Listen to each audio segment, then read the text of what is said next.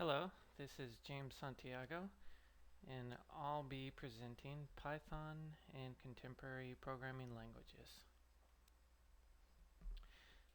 Now to start off, we'll be comparing several languages, and it's important to note that not all languages are useful for all situations. We kind of have the hammer and screwdriver analogy here. If we wanted to put a screw into a plank of wood, a hammer would certainly not be the best choice. Certainly it can probably get the job done if we use enough force, but ideally we want to use the screwdriver. And the same analogy goes for a lot of programming languages. So what we want to do here is explain some of the key features that we look for in contemporary programming languages. The first consideration we have is high-level and low-level programming. Now what we mean by this is low-level programming languages are usually directly associated with manipulation of a computer's hardware. So we may just be one or two steps away from compiling code in assembly language, which is the language that a processor uses to execute commands. So we may use low-level programming languages for creating operating systems or drivers or performing very fast computations. However, for a more easy to use programming environment, we may use a high-level programming language. And these use additional platforms, additional software to ease the programming burden. So we may not have to allocate memory, or we may not have to worry about disposing of objects when programming if we use a high-level programming language. These two different levels are very important when choosing programming language. Next thing we're going to be looking at is managed and unmanaged programming languages. What we mean by managed is that we have an additional system in addition to simply compiling code that handles many of the programming operations. So like I said before, memory allocation, garbage collection, which refers to disposing of objects no longer in use, memory management, and additional features can be provided by managed programming languages. Now, this may sound great. These are certainly all features that all developers want in their programming language. However, a managed programming language isn't always the best choice. Unmanaged can reduce that amount of process cycles that need to be spent on managing the software to be better spent on stuff like high performance. Although when we do work with these low-level and unmanaged software, it does tend to mean that we need to rewrite a lot of the code that's in managed code. We have to allocate our own memory, deallocate memory, create a lot of the functionality that's already built into high-level programming languages. It's a very important consideration when you want to create something quickly in comparison to you want something to perform at a high performance level. Now the last thing we'll be looking at is the structure of the programming language. Not all programming languages use the same structure, but what we'll be looking at for the most part here is object-oriented programming languages. These use objects to model real-world situations so that our programming language can be usually structured in a way that's understandable. And from this object-oriented programming, we have two distinct concepts that we'll be looking at: functional and procedural. Functional programming languages will usually be in the type that use algorithms to define operations. These are usually best suited for abstract logic, such as high mathematical computation.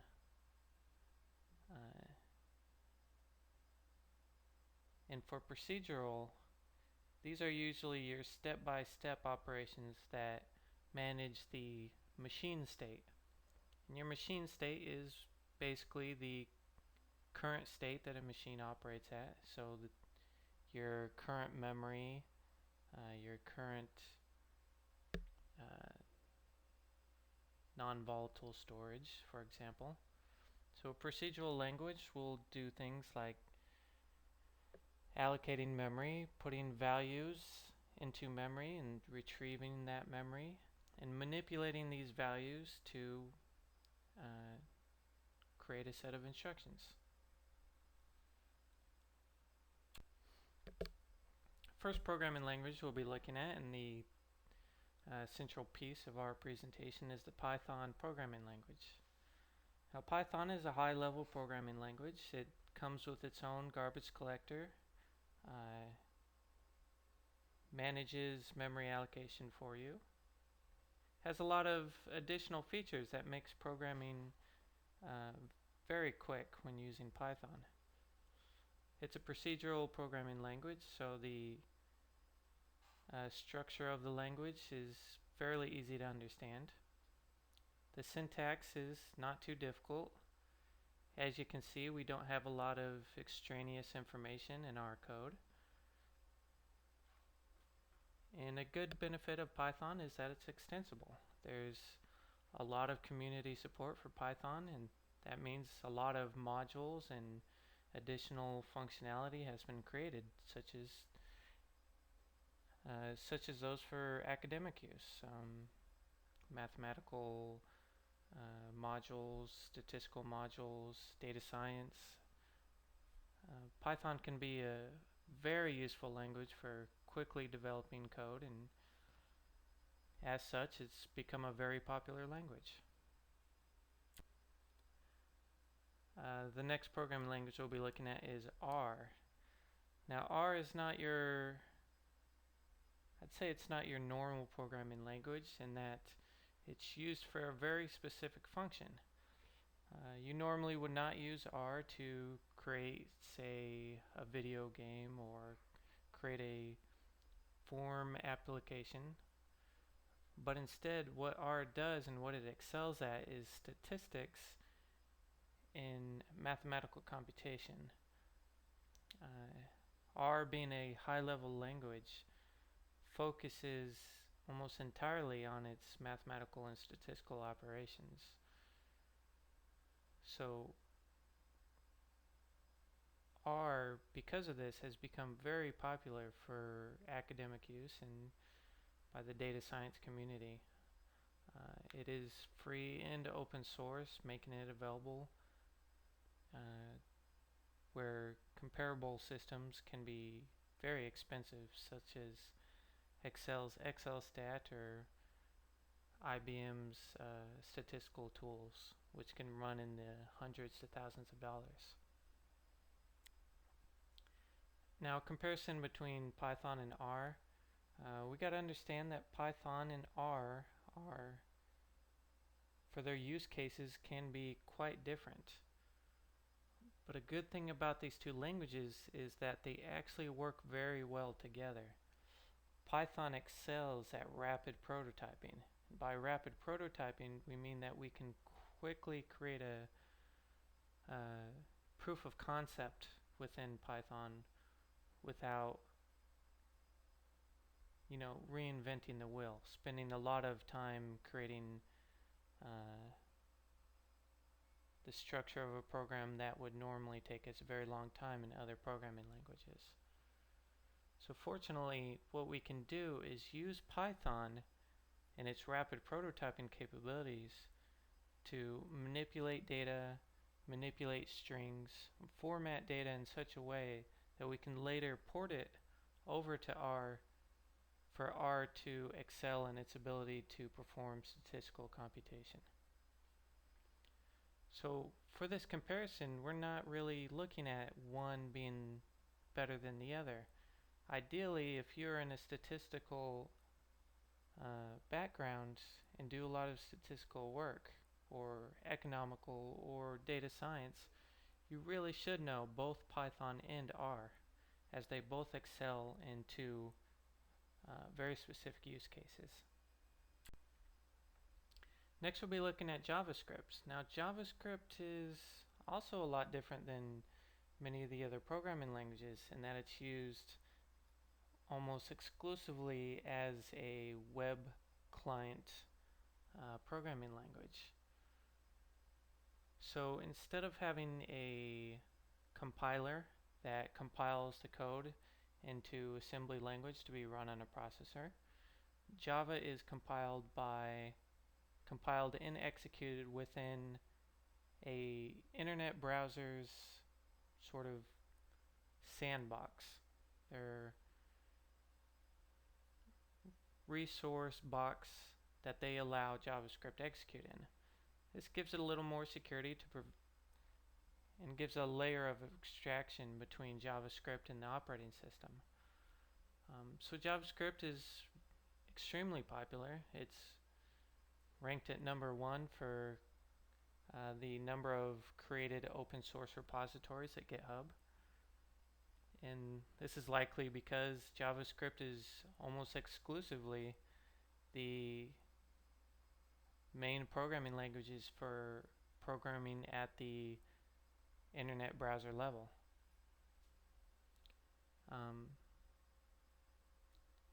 Now it's not exclusively for the internet browser. The ease of use for JavaScript and also the popularity of JavaScript has sort of catapulted it to be used on server-side applications as well on the Node.js platform, which is also a enclosed environment that executes JavaScript but without the browser, and gives it the capability to be used in a variety of operations. Now Python and JavaScript, it's not very a fair comparison because Python by default cannot run in an internet browser.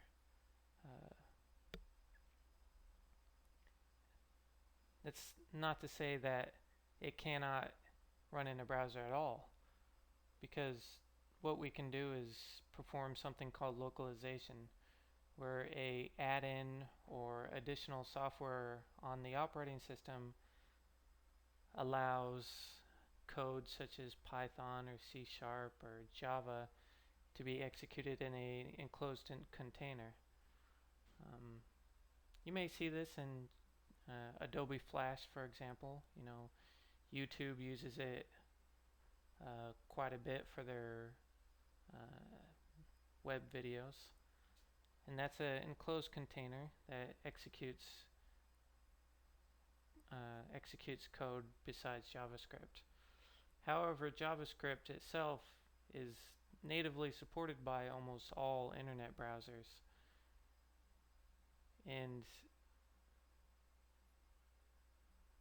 but unfortunately JavaScript really can't perform a lot of what Python can perform. So these, like I said, it's an unfair comparison. It's because it really depends on what you're going to be using your programming language for. If you're going to be developing for the internet browser, for the client side, you really have to use JavaScript. If you're going to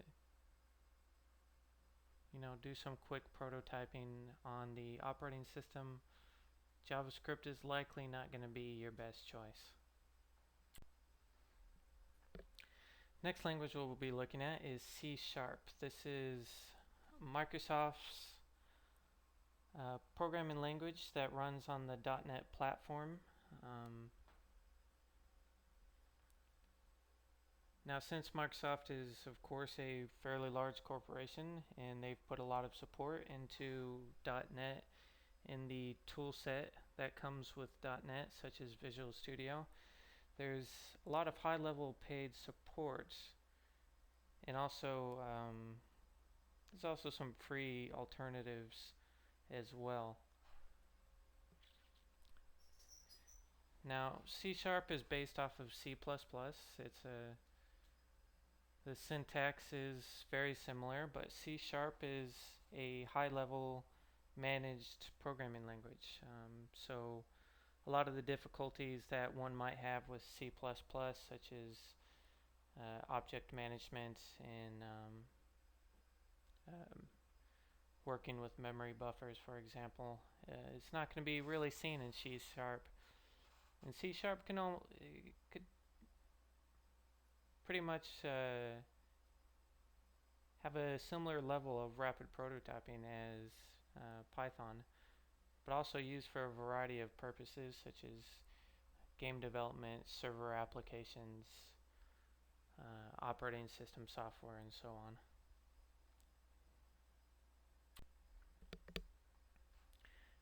Now, Python and C#, this is probably our closest comparison. Python and C# share a lot of the similar features. They're both high-level managed applications.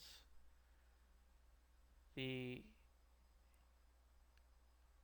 difference between Python and C# is the support we see on different operating systems.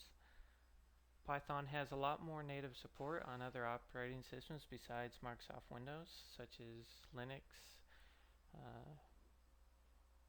Apple's Mac system, Oracle's Spark processor, which runs on Solaris. So Python is more of an open source system than C# just by the number of open source initiatives that revolve around Python. And Python is also founded and managed by an open source and non-profit institution.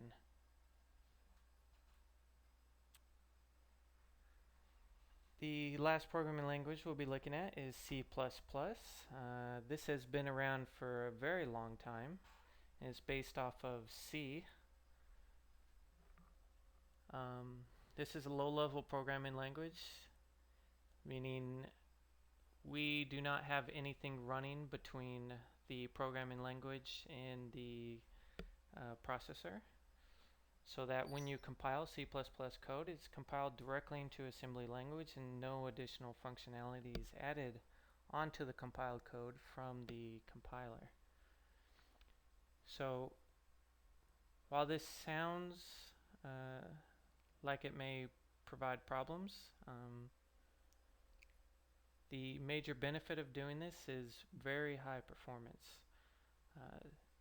Developers of C++ can develop directly for the hardware and can use a lot of optimization techniques to create high performance software.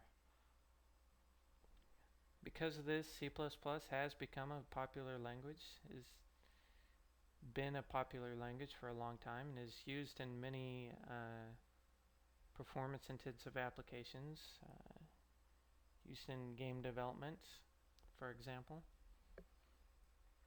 And since it's been around for such a long time, and the C++ and C compilers support such a wide variety of processors and operating systems, C++ is more cross-platform than just about any other programming language.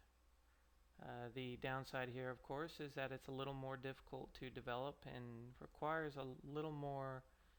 has a lot more of a learning curve for developing. The syntax is a little less friendly. Well, it's quite a lot less friendly. Without a lot of experience, it can be very difficult to get started with C++.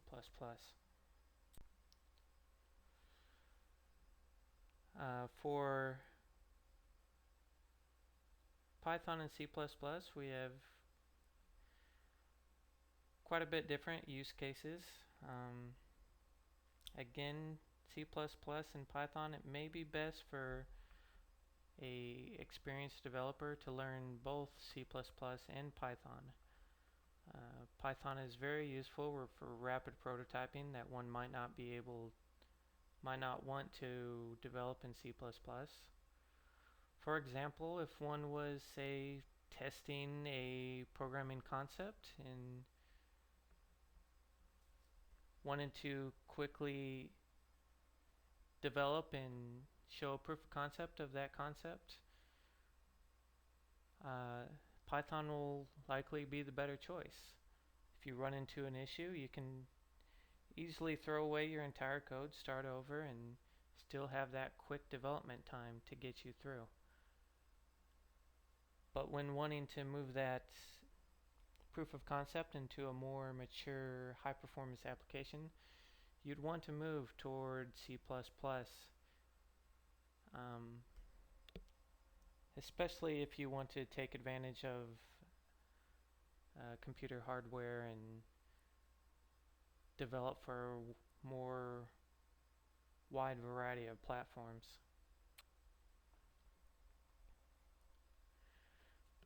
So we've looked at a variety of applications or variety of programming languages, and we can see that not every programming language is made the same. You can't really say that after picking one programming language that you can simply stick with that programming language. You're simply not going to be effective in all use cases. You're not going to be able to use Python to develop for, say, certain hardware platforms. You're not going to be able to use C++ to quickly test a proof of concept.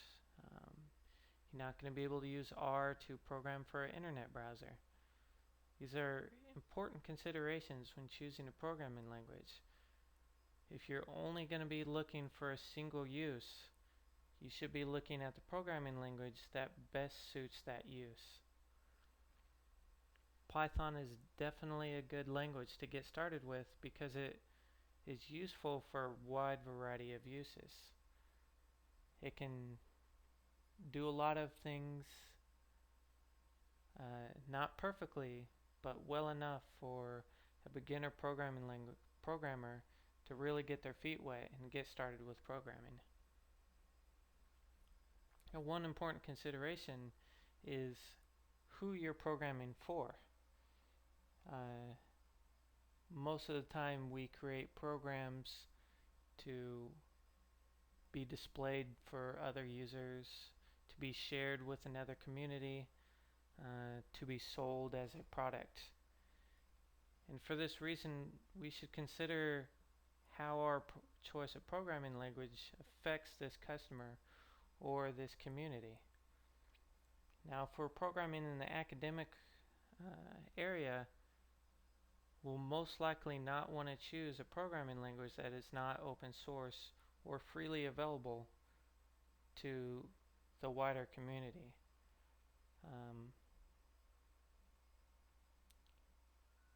Other countries where programming language might not be supported in other spoken languages may not be the best choice. Ideally, we want to use something that's open source and free to improve the reach and availability of our software when developing for an open community. And likewise, if we're developing for, say, a customer or for a project where it's within our responsibility to create something that's fault tolerant, able to handle a very complex system, or required to meet a specific standard, we need to choose the right programming language that meets those requirements. We can't be using something that may be insecure or untested or unmature if we're doing something that may be highly sensitive or use private information, for example. So the last thing I want to talk about is the community of programming language.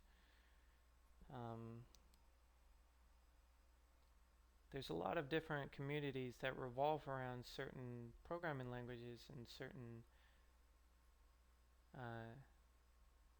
operating systems, certain platforms. In an academic setting, we want to look more toward the open source software.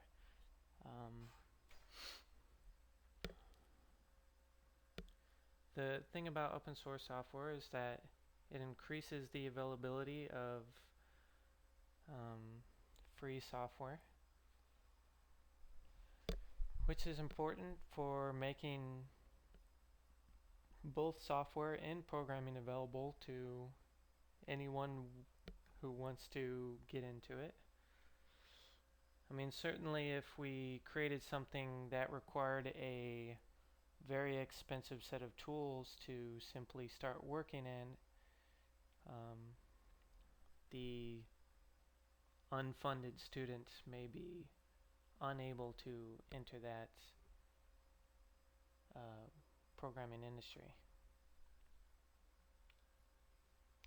And additionally, when you're looking at a programming language and you're simply choosing between two different open source languages, you should also look at the community, how they use the programming language, the level of support you might get from other community members. Often programming languages will have working groups within your local community where you can meet up with and get tutoring, get assistance with, and help develop your own programming skill set.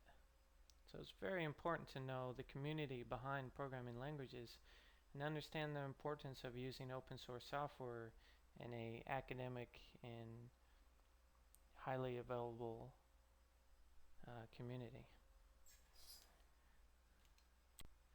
Alright, thank you for listening. This was James Santiago for NCU.